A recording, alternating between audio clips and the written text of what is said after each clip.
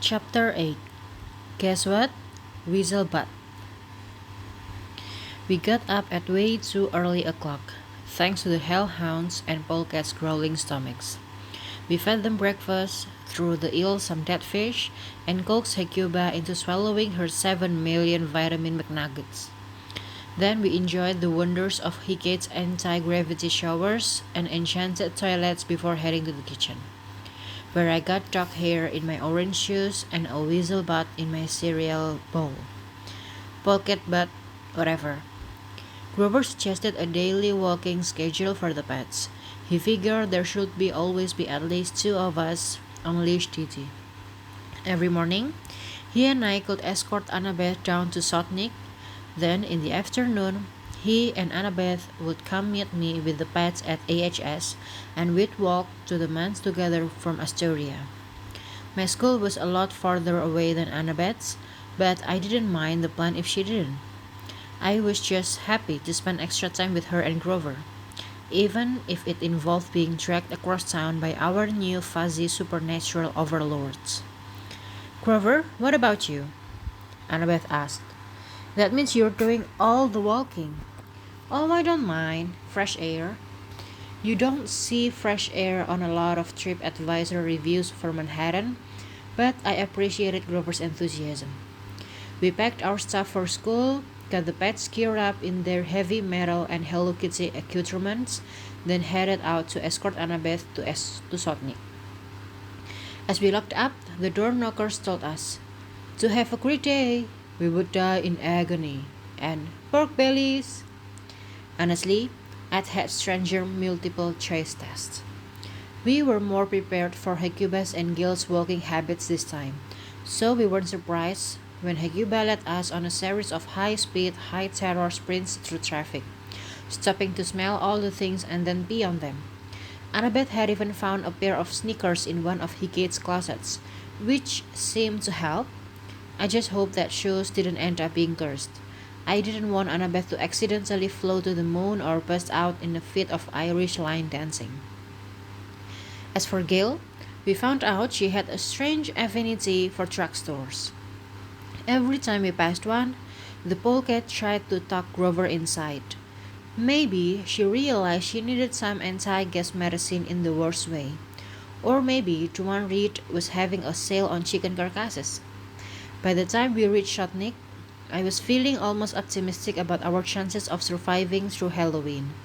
We were laughing and having fun, which I'll take any Tuesday morning of a school week. It felt good, almost domestic. Just three besties and their magical rent of pets enjoying life. I didn't say anything because that would jinx it, but we could totally make it to Friday night, right? Have a good day at school, dear, I told Annabeth.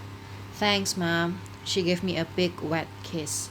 You guys and your public displays of affection, Grover grumbled. On cue, Annabeth and I got on either side of him, wrapped him in a hug, and kissed him on either cheek with a big mwah. Much better, he muttered, blushing hard.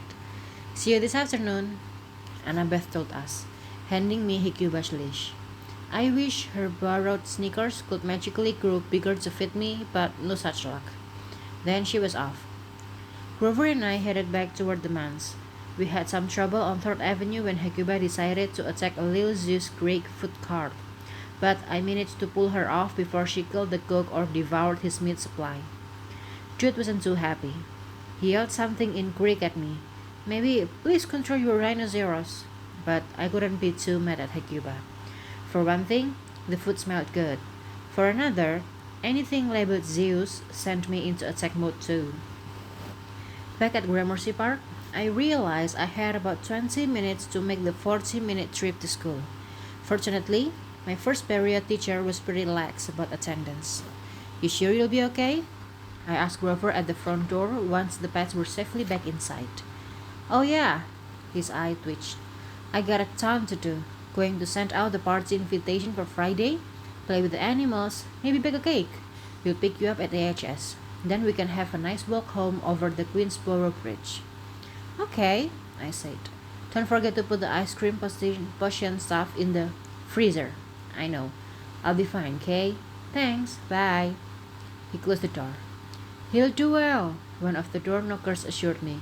He'll ruin everything, said another. Rainforest Cafe, said the third. Probably nothing to worry about.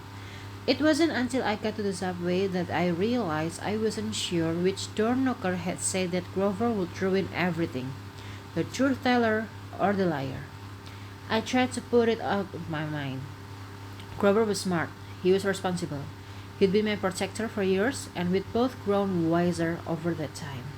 I knew I could trust him to do the right thing. I made it to school late enough for the secretary to give me a disappointed sigh, but not late enough to get a full scolding. I considered it a win. On the way to class, I saw my counselor, Eudora, again.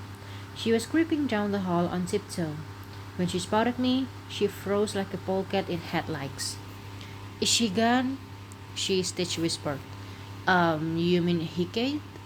She can't see me. She dove into the nearest room and locked the door behind her. I waited to see if she would come back out since she just shut herself in the janitor's closet. She didn't. I was already late, so I decided to keep going. At some point, though, I was going to have to find out why the narrator was so terrified of Hecate. I mean, aside from the obvious reason that the goddess was terrifying. My classes went okay. I hadn't done my homework, but that wasn't unusual. Back in August, my stepdad Paul had tried to help me organize my schoolwork when he saw that it was way too much for me to keep track on my own. He suggested I think of homework as triage. Look at your assignments like they're wounded patients, he'd said, and handle them in order of severity. Okay, you need immediate attention or you'll die. You can wait a bit. You aren't that bad. Go home, take some aspirin, and call me tomorrow. I gave my homework a lot of aspirin. Paul's system worked most of the time. I could usually tell which projects were important and which ones my teachers had only assigned because they felt they had to and they didn't want to grade any more than I wanted to do them. Having a teacher in the family can be handy. I was feeling pretty good by the end of the school day. I hadn't failed any quizzes. I hadn't fallen asleep. Miraculously, my history teacher said, "Very good, Mr. Jackson," when I answered the question, which was probably a sign she was actually a monster, but I wasn't going to judge unless she attacked me. Some of my best friends are monsters. After swim practice, I waited in front of AHS, my hair still smelling of chlorine. I was looking forward to seeing my friends, even Hecuba and Gale.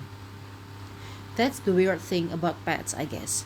Even when they're a total pain, they still manage to burrow their way into your heart. I kept looking down 37th Avenue, expecting a huge hellhound to come barreling over the horizon, possibly dragging Annabeth on roller skates. 20 minutes passed for an ADHD guy like me.